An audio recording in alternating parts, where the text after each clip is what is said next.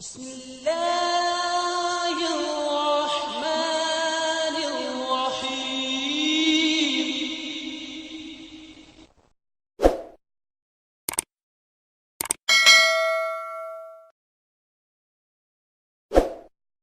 صاحب سے ہم دوبارہ بات کریں گے. اسی اسنا میں محترم مولانا محمد حمید کوثر صاحب سے یہ پوچھنا چاہوں گا کہ خدا تعالیٰ کی ہستی کے تعلق سے ہم بات کر رہے ہیں، تو اس کی ایک دلیل یہ بھی ہے کہ قبولیت عامہ، کہ دنیا میں جس قدر بھی قومیں پائی جاتی ہیں ان میں یہ اعتقاد اور یہ عقیدہ پایا جاتا ہے کہ وہ خدا تعالیٰ کے وجود کو مانتے ہیں. تو دنیا کے اکثر حصوں میں لوگ جو ہیں وہ خدا تعالیٰ کی ہستی کو ماننے والے لوگ ہیں، جس کو ہم خدا تعالیٰ کی ہستی کے ثبوت کے طور پر دنیا کے سامنے پیش کرتے ہیں. اس حوالے سے میں آپ سے مزید تفاصیل جاننا چاہوں گا. عرض یہ ہے کہ اللہ تعالی ہمیں یہ ساری باتوں کا علم قرآن مجید سے بڑی وضاحت کے ساتھ ہو جاتا ہے. اللہ تعالیٰ نے قرآن مجید میں فرمایا وما خلقت الجن والانس الا لیعبدون، میں نے جن و انس کو اس لیے پیدا کیا ہے تاکہ وہ میری عبادت کریں. یعنی جتنی بھی مخلوق ہے، جتنے بھی انسان ہیں، چاہے وہ جن ہیں چاہے وہ انسان ہیں، ان کو عبادت کے لیے پیدا کیا ہے. اور پھر اللہ تعالیٰ فرماتا ہے وَلَقَدْ بَعَثْنَا فِي كُلِّ أُمَّةٍ رَسُولًا أَنِ اعْبُدُوا اللَّهَ، کہ ہم نے ہر امت کے اندر ایک رسول بھیجا ہے کہ جو میں نے تمہیں عبادت کے لیے پیدا کرنا ہے، عبادت کیسے کرنی ہے وہ آ کے اس رسول نے بتایا. وَإِن مِّنْ أُمَّةٍ إِلَّا خَلَا فِيهَا نَذِيرٌ، کہ ہر امت میں اللہ تعالیٰ کی طرف سے ایک ڈرانے والا آیا ہے. وَلِكُلِّ قَوْمٍ ہاد، ہر قوم میں ہادی گزرا ہے. اب اللہ تعالیٰ نے یہاں جن و انس کہا ہے. اب جن سے مراد کیا ہو سکتا ہے؟ یہی انسانوں کی ایک قسم ہے. بہت سی تفسیر ہے اس کی، اور لمبی تفسیر ہے، وہ بتانے کی ضرورت نہیں. جو یہاں بیان کرنے کا مقصد یہ ہے کہ ایسے لوگ جو کہ جنگلات میں رہتے ہیں، دور دراز رہتے ہیں. مثال کے طور پہ رسول کریم صلی اللہ علیہ وسلم کے زمانے میں ایک وفد نصیبین عراق کے علاقے سے آیا، اور اس کو قرآن مجید نے جن کہا ہے اس وجہ سے کہ وہ دور دراز علاقے سے آئے تھے. وہ جنگلوں میں رہتے تھے، ریگستانوں میں رہتے تھے. چاہے وہ ریگستانوں، جنگلوں، پہاڑوں یا دور دراز کے علاقے میں ہوں، ان کو بھی اللہ تعالیٰ نے عبادت کے لیے پیدا کیا ہے.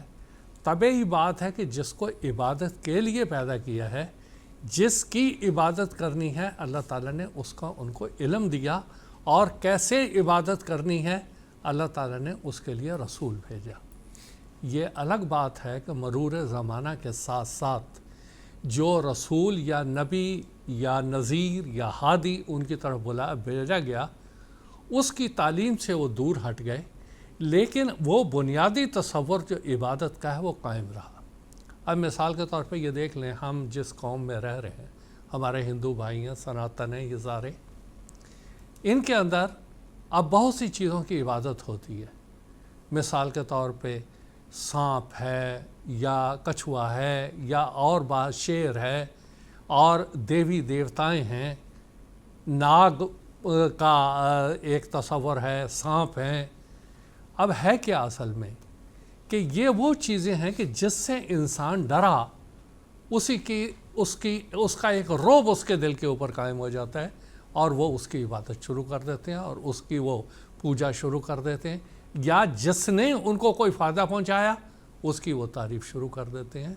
تو اصل میں اس سارے کا مرجع وہ اللہ کی ذات ہے جس سے ڈرنا ہے، اور جو ربوبیت کا مصدر ہے جو یہ ساری چیزیں دیتا ہے. اسی بنا پر حضرت مسیح موعود علیہ السلام نے ایک بات سمجھائی کہ یہ سارے مذاہب بنیادی طور پہ اللہ تعالیٰ کی طرف سے ہی آئے ہیں، لیکن بعد میں انسانوں نے اس کے اندر بگاڑ پیدا کر لیے. اب آپ دنیا کے کسی کونے میں چلے جائیں، ان کے اندر ایک عبادت کا رجحان پایا جاتا ہے. یہ الگ بات ہے کہ وہ معبود ان کو صحیح نہیں ملتا. جس معبود کی طرف ان کی رہنمائی کی گئی ہوتی ہے وہ اس سے دور ہٹ گئے ہوتے ہیں، اور ایسے لوگوں کے لیے پھر جس وقت ان کو ہدایت کی طرف بلایا جاتا ہے وہ اپنی یہ پچھلی چیزیں چھوڑنا مشکل ہو جاتا ہے. اب یہاں مثال کے طور پہ آپ دیکھیں کہ ہندوستان میں ہی بہت سے علاقے ایسے ہیں، وہاں چلے جائیں آپ، وہ کسی نہ کسی چیز کی عبادت کر رہے ہوتے ہیں.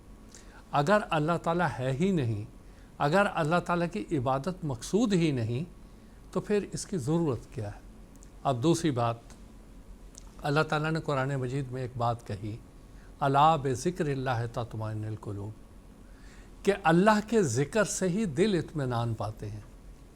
اب یہاں پر اللہ کا ذکر، اللہ کی عبادت ان کو سکون دیتی ہے۔ اب ان کو سکون تلاش کرنے کے لیے بھی وہ آپ دیکھ لیں کسی بھی جگہ چلے جائیں، کبھی یہ مزاروں پہ جا رہے ہوں گے، کبھی یہ بتوں کے سامنے جا رہے ہوں گے، کبھی یہ کسی کے سامنے جا رہے ہوں گے۔ اصل میں یہ انسان کی فطرت کے اندر رکھا گیا ہے کہ وہ کسی کی عبادت کرے، کیونکہ یہ عابد ہے، اس کو ایک معبود کی تلاش رہتی ہے، لیکن یہ بھٹک گیا ہوتا ہے۔ یہ ویسا ہی اس کی مثال ہے۔ مثال کے طور پہ ایک بچہ 6 مہینے یا 1 سال کا اگر اس کی ماں گم ہو جائے تو وہ تلاش کرتا پھرتا ہے کہ میری ماں ہے کہاں۔ جس کو بھی وہ دیکھتا ہے اس کو اپنی ماں سمجھنے لگ پڑتا ہے اور وہ اس کے پیچھے چلنے لگ پڑتا ہے، حالانکہ اس کی فطرت کے اندر یہ ہے کہ اپنی حقیقی ماں کو تلاش کر کے اس کی ممتا سے وہ فائدہ اٹھائے۔ اسی طرح انسان ہے، اللہ تعالیٰ نے انسان کی فطرت کے اندر عبادت رکھی ہوئی ہے اور اس غرض کے لیے اس کو پیدا کیا گیا ہے۔ یہ الگ بات ہے کہ وہ اپنے معبود کو کھو بیٹھتا ہے۔ اب مثال کے طور پہ ہم جاتے ہیں، اس کی اور ایک مثال دیکھیں، حضرت رسول کریم صلی اللہ علیہ وسلم جس زمانے میں آپ تشریف لائے، مکہ میں تو 360 بت یا اور بھی کتنے ہی بت تھے، وہ سب کی عبادت ہوتی تھی۔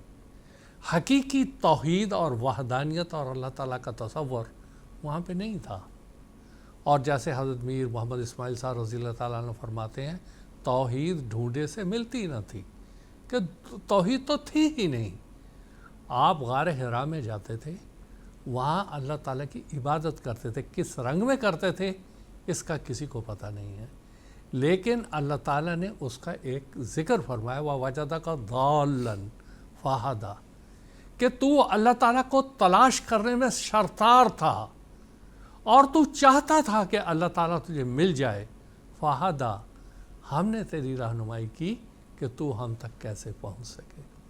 تو بات یہ ہے کہ آج دنیا میں جہاں پہ بھی، اور پھر آگے ذکر آئے گا کہ چاہے انسان کتنے بڑے سے بڑا دہریہ ہو جائے، لیکن جس وقت موت کے لمحات آتے ہیں اس وقت اس کو خدا یاد آتا ہے۔ کوئی بھی دہریہ آپ کو دنیا میں نہیں ملے گا کہ مرتے وقت اس نے یہ کہا ہو کہ ہاں میں نے اس بات کو پا لیا ہے کہ خدا موجود نہیں ہے۔ فرعون کی مثال ابھی میں نے دی، مرتے وقت اس کو خدا یاد آیا، اس وقت کہا میں ایمان لاتا ہوں۔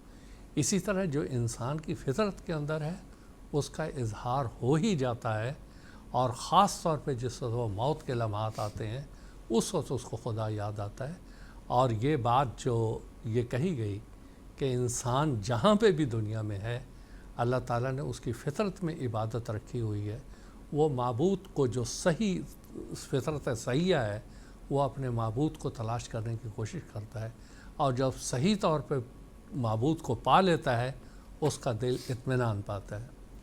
ایک اور بات کہہ کے بات ختم کرتا ہوں، یہ جتنے بھی دہریہ ہیں، ایک دفعہ رشیا کا ایک پروگرام میں سن رہا تھا تو ایک آدمی برملا کہہ رہا تھا کہ یہاں 90% لوگوں کو رات کو نیند نہیں آتی، وہ دوائی کھا کے سوتے ہیں، نشہ کھا کے سوتے ہیں، ان کے دلوں کو اطمینان نہیں، سکون نہیں۔ یہ بے چینی کیوں ہے؟ کیونکہ ان کی روح معبود حقیقی سے نہیں مل رہی ہے، وہاں تک ان کی پہنچ نہیں، جس کی وجہ سے ان کو اطمینان نہیں۔ لیکن وہ انسان جو اللہ تعالیٰ پر ایمان رکھتا ہے، اس کا ذکر کرتا رہتا ہے، اس کو کسی چیز کی ضرورت نہیں ہے، وہ اطمینان سے سوتا، اللہ تعالیٰ کے ذکر میں ایک تسکین محسوس کرتا ہے۔ تو یہ وہ بات ہے جو اس بات کی دلیل ہے کہ چاہے دہریہ انکار کتنا ہی کر لے، لیکن اندر اس کے وہی بات رہتی ہے کہ معبود ہے، اس تک پہنچنا ہے۔ اور خاص طور پہ جب موت کے لمحات آتے ہیں اور اسے پتہ چلتا ہے اب میری روح میرے اس جسم کو چھوڑ رہی ہے اور اللہ کے حضور حاضر ہونا ہے، اس وقت اس کو احساس ہوتا ہے، لیکن اس وقت تک وقت گزر چکا ہوتا ہے۔ جزاکم اللہ۔